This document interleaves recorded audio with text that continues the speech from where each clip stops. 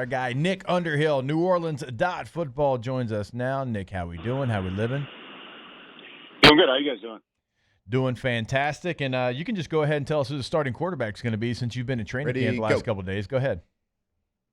Well, if you had to pick one today, I mean, I think it's like very, very easily Spencer Rattler right now. He looks a lot better so far in this camp. Yeah. You know, it's early. Like, there's a lot of days left. We'll see how it goes from here. But he looks like a guy that's been in the league for a year, and Chuck looks like a guy that's, you know, trying to swim his way to shore a little bit right now. I think sometimes, you know, maybe things are still happening fast for him. He's still kind of processing. Yeah, I think we see the impact a little bit of not doing any team drills at all during OTAs and minicamp. Like, at times it looks like a team lining up for the very first time with an offensive line on the field and all that stuff. Right. And, you know, there's some operation errors, there's false starts, there's, you know, it's just kind of sloppy right now overall. But Rattler's definitely, you know, looking better. I think part of the distance between the two is more that, like, he hasn't really gotten any punches thrown back at him yet. It's not like he's been perfect either, but I think Rattler's comfortably leading right now. So, like, when you see Spencer out there, and we were talking about this yesterday, Nick, like, does he make plays that make you kind of think, oh, yeah, at one point we talked about him as a surefire first-round pick. Like, are those the kind of plays that you're talking about? Like, do you see those type of throws from him here in year number 2? There's some of that. I mean, yeah. I mean, even last year when he was starting some of those games, it was like, oh, yeah, this is the guy that threw for like 483 yards in a game one time in college. Like, you know, like you see that for sure. But then there's the things where, like, he just misreads, like, the depth on a throw into the end zone and gets, like, picked off by throwing it short twice in, you know, 3 days. And, you know, there's just some throws that get missed. But there's definitely the talent there. I mean, like, he has elite arm talent. I think, like, you know, comparatively speaking to, like, all NFL quarterbacks, I think he's up there in that upper tier somewhere, if not the top tier, second tier. Like, he has really, really good arm talent. And, you know, I think it's just sometimes the processing and stuff isn't quite all the way there. And I think we still see that. I feel like it's kind of the same guy where it's, you know, one day you're like, oh my God, like he looks unbelievable. He's 10 for 10. And then the next day he comes back and he can't pick up the momentum. And that's kind of what it was last year, first half, second half of games. And, you know, it's kind of, he's seeing stuff great. And then all of a sudden, like, something just happens and it doesn't keep going. If he can build some momentum, like, any time though, like the first half of the first game he ever played, like, I was like, oh my God, they found their quarterback. And then, you know, it falls apart. And then he goes in the second half of the Washington game after Hainer and almost brings them back.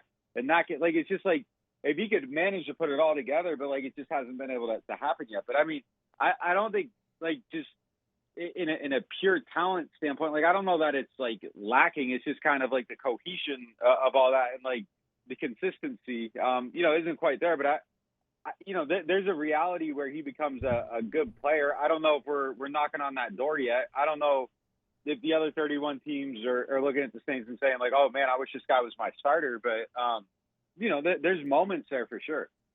Nick, I was going to follow up with a football question here. I got to ask, though, are you on a landline right now? Did you just hit a number with your cheek?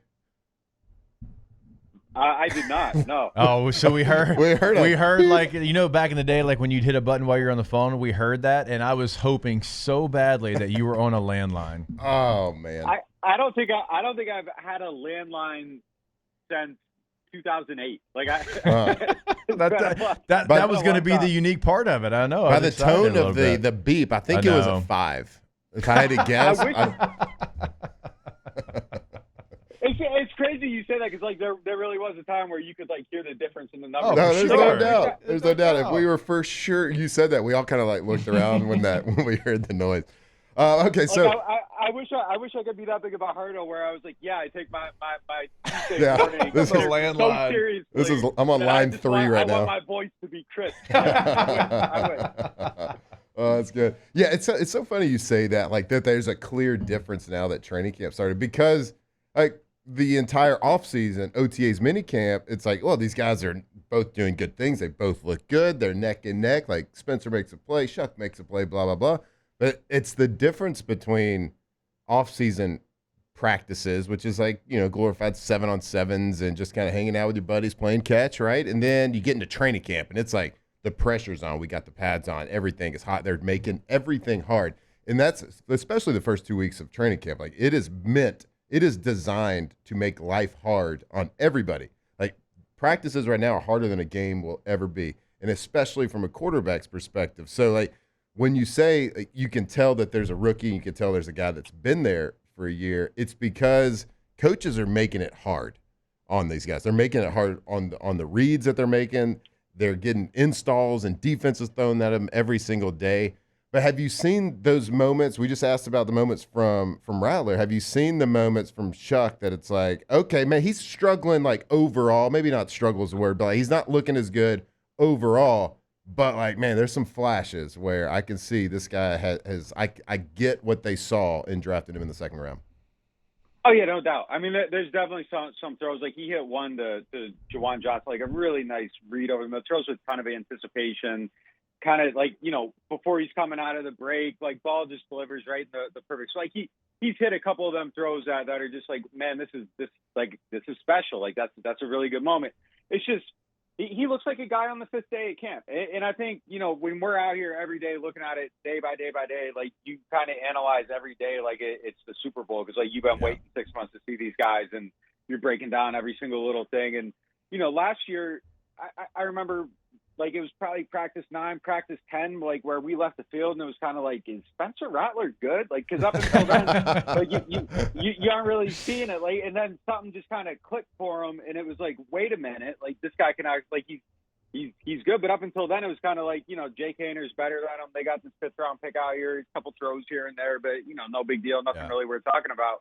And then it changes. So by no means am I ready to close the book on him. I think there's probably going to come a moment where all of a sudden something starts to click into place and it starts to slow down, and it starts to slow down a little bit more.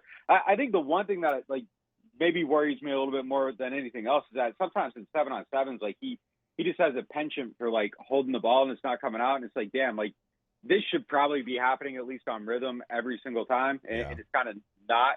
So I just think there's a lot of like processing going on. I think you can kind of see him thinking like, and I think in any field, like what we do, like when you're new to it, you watch somebody that's new on TV, like you can see them thinking about their words next to the guy that's been doing it for a year that he's just talking. And like, I think that's kind of what it looks like out here watching them right now, is like, you just see a lot of thinking and another guy's just kind of playing. And I think at some point it's going to turn for him. Let's talk about the coaching style. So we got a new coaching staff, but along with the quarterbacks, let's stop talking about their play. Let's talk about the coaches, like coaching style, this new staff, how Tolzien, Nussmeier, Kellen Moore, how they all are communicating with the quarterbacks. Are they all talking to them? Is Kellen kind of hands-on with the coaching aspect in between plays, in between periods? Are they yellers? Are they nice? Like what kind of like feel are you getting from this new coaching staff?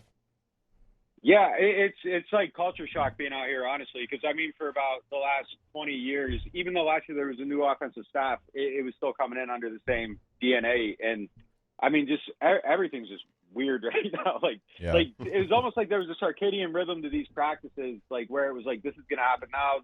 They're going to do red zone on this day. They're going to do this, and it's completely different. As far as coaching style, yeah, Kellen's around the offense quite a bit. Not a lot of yelling. I don't even know that I've heard a voice raised anywhere yet, but you see the corrections happening immediately in real time. Somebody screws up, they're coming off the field. Like there's a consequence for having, a false start, lining up wrong, whatever it is. And I like seeing that. And it's kind of wild to say this, but like the last 3 years, we didn't see stuff like that happening. We didn't see the laps happening after somebody jumped off sides. I don't even know that we saw corrections happening when there was like a false start on offense.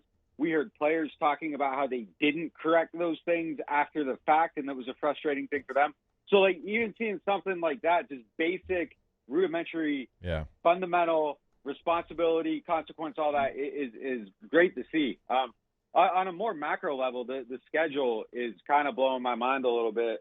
Like they don't practice 5 days in a row. Like they go 2 day off, 2 day off, 2 day off, or like 2 special teams walk through 2.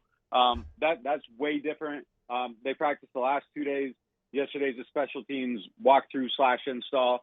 So they're going to be on the field for about 45 minutes today. Only the guys that are on special teams, and then back at it tomorrow. We got to day 5 of camp and just saw the first injury happen. So at least on that level, it's working. I don't know, I guess we'll see overall what the balance is on maybe, some lost days of work versus, going full bore 5 days in a row. I think it's one of those things where if they win 10 games, it's brilliant. And if they win 5, everyone's like, man, they probably should have practiced a little bit more. It's, but I think not having guys popping hamstrings is probably overall a good thing. So that's been way, way different. But everything just feels completely different. Everything's incredibly thought out and planned, and it just kind of maybe feels a little bit like a younger, newer way of thinking. Whereas everything was kind of 80s Parcells-ish around here for a while, and there's nothing wrong with that. It works, but it's just a completely different way of looking at things. I think everything's very